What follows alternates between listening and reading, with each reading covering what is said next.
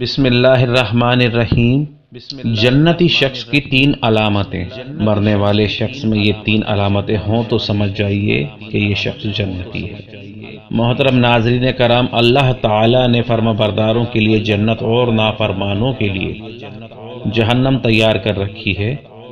جنت کیسے حاصل ہوگی اور جہنم سے کیسے بچا جا سکتا ہے؟ اس کا جواب نبی کریم صلی اللہ علیہ وآلہ وسلم کی تعلیمات میں جا بجا ملتا ہے۔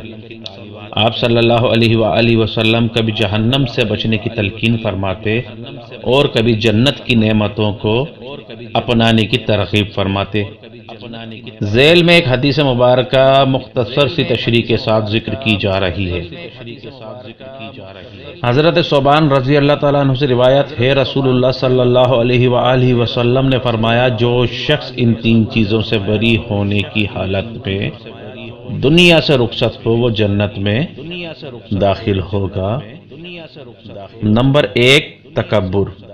تکبر کے لغوی معنی بڑائی کے ہیں۔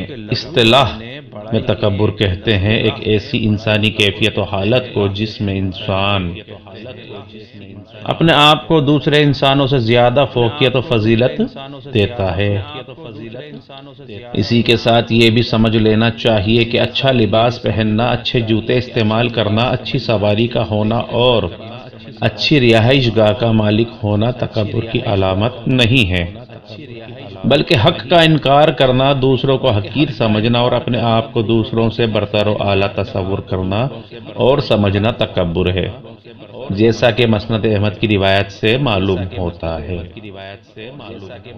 حضرت ابو ریحانہ رضی اللہ تعالیٰ عنہ سے مروی ہے کہ میں نے ایک مرتبہ نبی کریم صلی اللہ علیہ وآلہ وسلم کو یہ فرماتے ہوئے سنا کہ جنت میں تکبر کا معمولی سا حصہ بھی داخل نہیں ہوگا۔ کسی شخص نے عرض کیا، یا رسول اللہ صلی اللہ علیہ وسلم، میں اس بات کو پسند کرتا ہوں کہ میری سواری اور جوتے کا تسمہ عمدہ ہو، کیا یہ بھی تکبر ہے؟ نبی علیہ السلام نے فرمایا، تکبر نہیں، اللہ تعالیٰ خوبصورت ہے اور خوبصورتی کو پسند فرماتا ہے۔ تکبر یہ ہے کہ انسان حق بات کو قبول نہ کرے اور اپنی نظروں میں لوگوں کو حقیر سمجھے۔ احادیث میں تکبر کی سخت وعید آئی ہے کہ تکبر کرنے والے کتے اور خنزیر سے بدتر ہیں۔ حضرت عابس بن ربیعہ رحم اللہ سے مروی ہے کہ حضرت عمر رضی اللہ تعالیٰ عنہ نے ممبر پر خطبہ دیتے ہوئے یہ بات فرمائی، لوگوں، تواضع و انکساری اختیار کرو، کیونکہ میں نے رسول اللہ صلی اللہ علیہ وآلہ وسلم سے یہ بات سنی ہے کہ جو شخص اللہ کو راضی کرنے کے لیے تواضع و انکساری اختیار کرے گا، اللہ رب العزت اس شخص کو بلندیاں عطا فرمائے گا۔ وہ خود کو بے حیثیت سمجھتا ہوگا، جبکہ لوگوں کی نظروں میں اس کی بڑی عزت، عظمت اور حیثیت ہوگی۔ اور جو شخص تکبر اختیار کرے گا، اللہ رب العزت ایسے شخص کو لوگوں کی نظروں میں حقیر و بے حیثیت بنا دے گا، جبکہ وہ خود کو بہت بڑا سمجھدار سمجھتا رہے گا۔ ایسا شخص لوگوں کی نظروں میں کتے اور خنزیر سے زیادہ بے حیثیت ہو کر رہ جائے گا۔ آپ علیہ السلام نے فرمایا، جو شخص اس حالت میں دنیا سے رخصت ہو کہ وہ خیانت میں بری اور پاک صاف ہو، ایسا شخص جنت میں داخل ہوگا۔ خیانت اور کسی کا حق دبانا ایسا بڑا گناہ ہے کہ جس کی وجہ سے انسان کی نیکیاں ضائع ہو جاتی ہیں۔ کل بروز قیامت ایسے شخص کی نیکیاں حقداروں کو دے دی جائیں گی اور اس کا نامہ اعمال نیکیوں سے خالی ہو جائے گا۔ اللہ کی پکڑ اس پر پڑے گی جس سے یہ بچ نہیں سکے گا۔ حضرت ابو ہریرہ رضی اللہ عنہ سے مروی ہے کہ ہم فتح خیبر والے دن رسول اللہ صلی اللہ علیہ وآلہ وسلم کے ساتھ تھے۔ مال غنیمت میں ہمیں سونے چاندی کے بجائے سامان کھانے پینے کی اشیاء اور کپڑے وغیرہ ملے۔ قبیلہ بنو زخیب کہ ایک شخص رافع بن زید نے رسول اللہ صلی اللہ علیہ وسلم کو ایک کالے رنگ کا غلام ہدیہ کیا جس کا نام مدعم تھا۔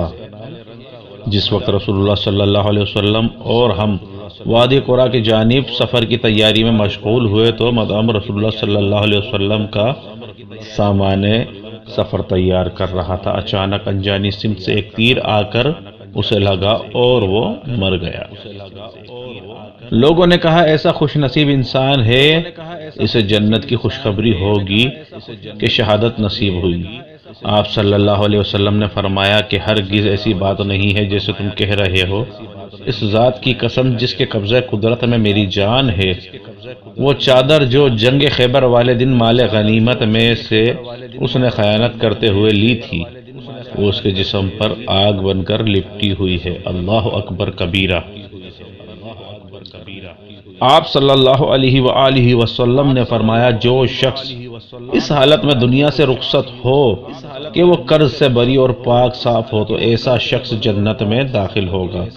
حضرت ابو ہریرہ رضی اللہ تعالیٰ عنہ سے روایت ہے کہ رسول اللہ صلی اللہ علیہ وآلہ وسلم نے فرمایا، مومن کی روح قرض کی وجہ سے اٹکی رہتی ہے، نہ وہ جنت میں پہنچ پاتی ہے اور نہ ہی صالحین کے زمرے میں شامل ہو پاتی ہے، یہاں تک کہ اس کی طرف سے قرض ادا کر دیا جائے۔ قرض لے کر واپس نہ کرنا، ٹال مٹول سے کام لینا، قرض خواہ سے وعدے پر وعدے کرتے جانا، اسباب و وسائل کے موجود ہونے کے باوجود قرض کی ادائیگی میں تاخیر کرنا ہمارے معاشرے کا حصہ بن کر رہ گیا ہے۔